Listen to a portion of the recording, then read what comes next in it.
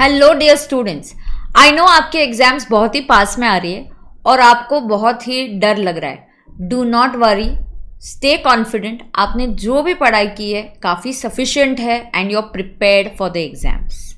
ठीक है, अब एग्जाम्स की बात करें तो मैम पेपर लिखते कैसे हैं? How do we tackle that 3 hours का time and how do we exactly write the text paper? So to know this, watch the video till the end. ठीक है, तो पहले तो मैं पेपर से रिलेटेड आपको एक बात बताती हूँ बेटा कि हम लगभग 8 to 9 months की जो मेहनत है, हम 8-9 मंथ लगातार मेहनत करते रहते हैं और उसे डिस्प्ले करने का हमारे पास सिर्फ वो 3 hours का टाइम रहता है। और वो जो हम 3 hours में लिखते हैं, एग्जामिनर जो है 25 या 30 मिनट के अंदर हमें जज कर लेता है और उसको हमारे पेपर करेक्ट करना होता है ना। जानिए कि ये 3 hours कैसे हम अच्छे से उसको टैकल कर सकते हैं। सबसे पहला होता है द 15 मिनट्स का रीडिंग टाइम। ये जो 15 मिनट्स का रीडिंग टाइम है, इसमें बिल्कुल भी आपने कंपलसरी क्वेश्चन देखना ही नहीं है, क्योंकि वो तो वैसे ही सॉल्व करना है। ये 15 minutes time should help you to decide the sequence of the paper, या जो ऑप्शनल क्वेश्चन है आप कौन सा अटेम्प्ट करने वाले हो। अब देखो बेटा, 15 मिनट का टाइम है, क्या आप पूरा क्वेश्चन पढ़ सकते हो क्या कोई भी, या पूरा पेपर एकदम डिटेल में पढ़ सकते हैं क्या? नहीं। तो आपको क्या करना है, जो भी क्वेश्चंस है मोटा मोटी देख लीजिए यार, सेट ऑफ पे है क्या, टीडीएस पे है क्या, या वैल्यू ऑफ सप्लाई की कॉन्सेप्ट पे है, या it is on place of supply. तो ये किस कॉन्सेप्ट से रिलेटेड है? Do I know this concept? So you feel that I am very confident about this, I should be able to solve this. तो ये जो डिसीजन है रफली आपने इस 15 मिनट्स के टाइम में ले लेना चाहिए। ठीक है, तो आपको सीक्वेंस भी डिसाइड कर लेना चाहिए इस 15 मिनट्स के टाइम में, जैसे कि आप पहले इनकम टैक्स सॉल्व करोगे या आप जीएसटी सॉल्व करोगे। सो मेरा हमेशा ये मानना होता है कि you should start with that part which you are very confident about. If you feel in this exam अभी जीएसटी काफ़ी ईजी है, तो आप जीएसटी से स्टार्ट करो। आपको लग रहा है नो ना, आई am very well prepared with income tax and paper seems easy, first start with income tax. ठीक है, अब आपको ये डिसाइड करके जाना है कि पहले डिसाइड करके नहीं जाना हम क्या सॉल्व करेंगे। पेपर देखो और आपकी प्रिपरेशन देखो और उसके बाद डिसाइड करो कि हम कौन सा पार्ट पहले सॉल्व करेंगे। अब दिमाग में बिल्कुल ये चीज़ें लानी नहीं है कि पेपर जो है लेंदी है, डिफिकल्ट है, इजी है, कुछ सोच के नहीं जाना है। गो विथ जीरो एक्सपेक्टेशंस, और rather go with an expectation that paper might be tough, but I am also tough. I am mentally tough, mentally strong to handle a tough paper. Go with a very very positive attitude in the exam. बहुत बार हम देखते हैं कि अगर वही जो question exam में आया है, एग्जैक्ट सेम क्वेश्चन हम बच्चों को बाद में क्लासरूम में बोले सॉल्व कर, या कोई दोस्त पूछे यार ये बता कैसे करना है, आप तुरंत बता पाते हो।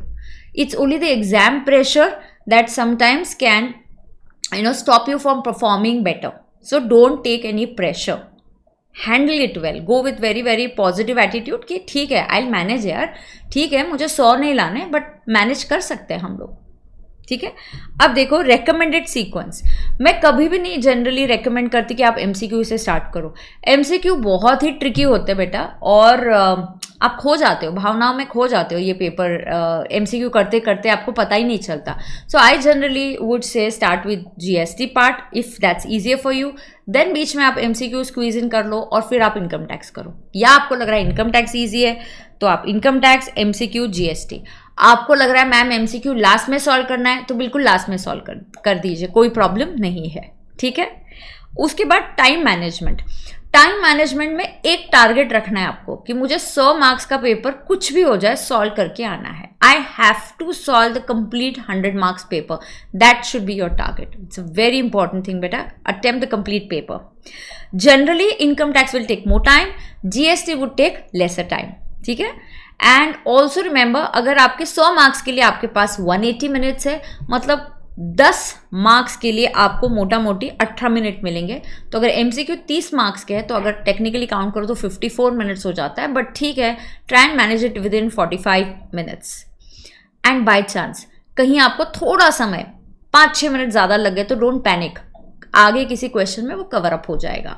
But keep a track, first 1 hour is like 60 minutes, तो आपका कितना पार्ट हो जाना चाहिए, second 1 hour and then the last portion. So आपने ट्रैक रखना चाहिए कि कहीं मुझे थोड़ा स्पीड बढ़ाना चाहिए क्या, तो ऐसे आप ट्रैक करते जाओ कि आपने कितना पेपर सॉल्व कर दिया है। प्रेजेंटेशन, तो मैंने तो आपको पहले ही बताया, एग्जामिनर जो है आपकी 8-9 महीने की मेहनत जो आपने 3 घंटे में पेपर में लिख ली है वो तो 20-25 मिनट में उसको जज कर देगा। तो प्रेजेंटेशन अच्छा ही होना चाहिए, एटलीस्ट प्रेजेंटेबल होना चाहिए। आपकी जो हैंड राइटिंग है वो पढ़ते आनी चाहिए। बहुत ही ज़्यादा कटिंग किया है, बहुत ही ओवर राइटिंग हुआ है, उसको अवॉइड करो, है ना। एंड थोड़ा सा स्पेसिंग देके पॉइंट्स लिखो। आपको कुछ पॉइंट्स लिख रहे हैं तो थोड़ा सा स्पेसिंग दो, 1 एंड 2nd पॉइंट के बीच में एक हाथ लाइन छोड़ दो तो it looks neat and clean.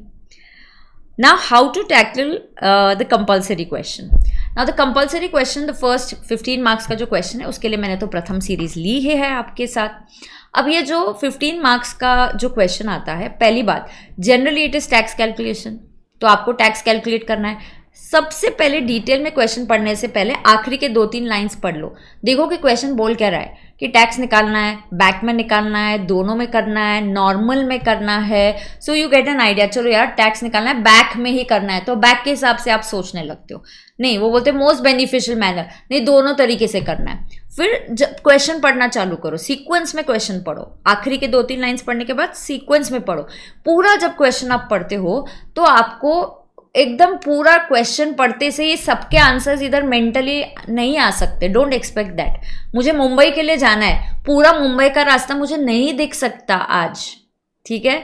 So I have to start. So basically first make the format. क्या फॉर्मेट क्या है? अच्छा, इस क्वेश्चन में कितने हेड्स ऑफ इनकम है, पीएनएल दिया है तो पीजीबीपी है, अच्छा इंटरेस्ट दिख रहा है, कुछ कैपिटल गेन्स की एडजस्टमेंट है, ओ ठीक है, तो इतने हेड्स ऑफ इनकम है, तो अब लिख के लो PGBP, capital gains, leave some space, 2-3 lines छोड़ दो, कोई हेड ऑफ इनकम आपका छूट गया तो उधर, तो जीटीआई पहले ये फॉर्मेट बना लो, एनटीआई टैक्स जैसे हम क्लास में फॉर्मेट बनाते हैं, एंड देन एक वर्किंग नोट आपको करनी है। तो अगर आप पीजीबीपी टैकल करना है तो पहले पीजीबीपी वाला पार्ट बहुत अच्छे से पढ़ लो, फिर आप पीजीबीपी की नोट खत्म करो, फिर कैपिटल गेन्स में जाओगे तो कैपिटल गेन्स वाला पार्ट जहाँ क्वेश्चन में उसको अच्छे से पढ़ लो। तो आपको बार बार क्वेश्चन को डिटेलिंग में पढ़ना पड़ेगा, बट टू दैट पार्ट, जैसे एचपी वाला पार्ट एचपी के टाइम डिटेल में पढ़ लो। तो इस तरीके से आपको टैकल करना है, बिल्कुल पूरा क्वेश्चन कंप्लीट करना है। डोंट गेट स्केयर्ड इफ एक हाथ एडजस्टमेंट कुछ आपका गलत हो जाता है, कोई चिंता करने की बात नहीं, you do get marks for your steps, ठीक है। यस। अब उसके बाद how to tackle the MCQs. MCQ की सबसे बड़ी गलती जो हम करते हैं, हम उसको इज्जत ही नहीं देते। हमको लगता है एमसीक्यू मतलब फाउंडेशन जैसा है, क्वेश्चन पढ़ेंगे, 4 ऑप्शन लिखेंगे और टिक करेंगे, ऐसा नहीं होता है। एमसीक्यू थोड़े से टफ आते हैं, टफ बच्चों को इसलिए लगते हैं क्योंकि हमारी एक्सपेक्टेशन कुछ और रहती है, थोड़े ट्रिकी हो सकते हैं। मैम मैंने एमसीक्यू प्रैक्टिस नहीं करी, क्या करूँ? MCQ is a by product of your studies. अलग से नहीं भी किया होगा तो कोई घबराने की बात नहीं है, बट एक टेक्निक समझो। एमसीक्यू को टैकल करने की एक टेक्निक है। पहले एक केस स्टडी दिया जाएगा, केस स्टडी के नीचे एमसीक्यू क्वेश्चंस दिए जाएंगे, पहले नीचे के क्वेश्चंस पढ़ लो, सो यू नो मुझे केस स्टडी से चाहिए क्या। So first read the question, at least read the question, option मत पढ़ो, क्वेश्चंस पढ़ लो, और फिर आप एमसीक्यू की जो केस स्टडी है वो पढ़ लो। Treat it like a full fledged question. इसको बिल्कुल एक 15 मार्क्स के क्वेश्चन जैसे ट्रीट करो, जैसे एक केस स्टडी उस पर 4 एमसीक्यू आ गए, तो it's like a proper question. तो एमसीक्यू को जो है आपने रफ वर्किंग करना चाहिए। जो आपकी आंसर बुकलेट होती है उसके आखिरी के 2 पेजेस में आपने रफ वर्क करना चाहिए फॉर एमसीक्यू, और थोड़ा ना ढंग से लिखो। ऐसा नहीं कि रफ है मतलब ऐसा लिखा है कि खुद की हैंडराइटिंग खुद ही नहीं समझ पा रहे हो कि वो 3 लिखा है या 8 लिखा है, फिर कंफ्यूजन स्टार्ट हो जाता है। थोड़ा सा डिसेंट तरीके से लिखना, so that you understand what you are writing. हाँ, बहुत फॉर्मेटिंग वगैरह पे ध्यान नहीं देना है, तो वहाँ पे हम टाइम सेव कर सकते हैं, बट प्रॉपर आंसर के जैसे उसको एक बड़ा क्वेश्चन कैसे हम लिखते हैं वैसे ही आपको सॉल्व करना है, रफ वर्क करना है। आपकी जो आंसर बुकलेट है उसके आखिरी के 2-3 पेजेस आप एमसीक्यू के लिए यूज़ कर सकते हो, ठीक है। तो that is first thing, treat it like a full question, write the working, read the MCQ question first, then read the case study. Of course one important point जो मेरा स्किप हो गया रहेगा बीच में, ये इंपॉर्टेंट बात है बेटा, आपका जो पेपर होता है answer booklet, you will get 2 booklets, part A and part B. Part A will be for income tax, part B will be for GST. फिर भी आपको जो 15 मिनट का टाइम है उसमें आप इंस्ट्रक्शन अच्छे से पढ़ो। इनकम टैक्स वाला बुकलेट को समझ के लो, ये इनकम टैक्स है, उधर गलती से जीएसटी मत लिखना। आपको इनकम टैक्स का पार्ट और जीएसटी का पार्ट अलग लिखना है। एमसीक्यू दोनों का एक ही ओएमआर शीट आएगी, वो आपको मार्किंग करनी है, वहाँ पे आपको मार्किंग करनी पड़ेगी, ठीक है। अब इसके बाद मैम टैकल एमसीक्यू कैसे करें बता दिया। Ma'am how to tackle theory question, जब भी थ्योरी क्वेश्चंस तो इनकम टैक्स में आने के चांसेस बहुत कम है। थ्योरी क्वेश्चंस मोस्टली आपको आएंगे तो जीएसटी से आते हैं, और आ भी गए तो घबराना नहीं है। तो अगर आपको थ्योरी क्वेश्चन आते हैं तो पहले पॉज ले लो कि यार ये क्वेश्चन कौन से कॉन्सेप्ट पे है, कौन से चैप्टर में, या हमने क्या पढ़ा, पहले सोचो और फिर क्वेश्चन लिखना चालू करो। ये सारे क्वेश्चंस के लिए आप क्या करते हो, क्वेश्चन पढ़ते हो, लिखना चालू करते हो, फिर तुम बोलते अरे यहाँ तो मैं ये पॉइंट मिस हो गया, फिर उसको काटते हो, फिर टाइम देखते हो, फिर पैनिक कर जाते हो। Don't do that, read the question and I have taught you something very important in the class, we write down facts of the question, note down कुछ इंपॉर्टेंट चीज़ है कि हाँ ये क्वेश्चन इस तरीके से सॉल्व करना है, so note down the facts. सोचो, पॉज मतलब ऐसे नहीं कि लंबा पॉज ले लिया, एक पॉज ले लो और सोचो कि क्या करना है, and then you start writing. So if you are writing a theory question, we know the 3 points, talk about the provision of the law, it's okay even if you don't write the section number, लिखोगे तो भी चलेगा, नहीं लिखोगे तो भी fantastic, कोई घबराने की बात नहीं है। Then facts of the question, और फिर एक कंक्लूजन दे दो। कंक्लूजन के टाइम कुछ कीवर्ड्स आप अंडरलाइन कर सकते हो तो बहुत ही बढ़िया हो जाएगा, ठीक है। अब फैक्ट्स को बहुत ही इंपॉर्टेंट है ये, आपको सिली मिस्टेक्स, आपकी बहुत बार सिली मिस्टेक्स होती है कि like let me give you an example, interest on savings account, ना इंटरेस्ट ऑन सेविंग्स अकाउंट पे आपको ATTTA मिलता है, ये पता है, मैंने ऐसे ही पूछ लिया ATTTA क्या है तो आप बता पाओगे, बट जब वो इंटरेस्ट ऑन सेविंग्स वहाँ पे दिखा तो उसका चैप्टर 6 से लेना ATTTA हम भूल जाते क्वेश्चंस सॉल्विंग के टाइम। तो कहीं पे जैसे ही क्वेश्चन पढ़ा और आपको याद आया ही इंटरेस्ट ऑन सेविंग पे ATTTA लेना है, note it down in the facts that there is ATTTA। तो जो चीज़ें आपको लग रहा है कि सिली मिस्टेक्स हो सकती है, हम भूल जाएंगे ये एडजस्टमेंट बाद में इसका इफेक्ट देने का, आप आपकी जो रफ वर्किंग है, आंसर का बुकलेट है, हम फैक्ट्स लिखते हैं तो वहाँ पे आप नोट कर लो, ये बिल्कुल note it down, don't worry about it. Then what's really very important is that you have to be mentally strong in this exam. देखो ये एग्जाम उन्हीं के लिए है जो मेंटली स्ट्रांग रहते हैं, जो काम रहते हैं और कंपोज रहते हैं। बिल्कुल घबराने की ज़रूरत नहीं है, जितनी पढ़ाई करनी थी कर ली, अब तो कुछ चेंज नहीं होगा। The same applies for that 1.5 day, एकदम एक अभी 1.5 दिन में हम क्या करेंगे अलग, कुछ नहीं है, पढ़ाई हो गई है। Have that faith and have that confidence, go like a warrior, एक एक मार्क के लिए झगड़ना है। एंड बेटा हमें 60 का टारगेट रखना है, हमें 100 मार्क्स नहीं चाहिए, ठीक है। सो प्लीज़ बी काम, composed while writing the paper, and I'm very sure you will rock your exams बेटा। Wish you all the very best for your exams. Bye bye.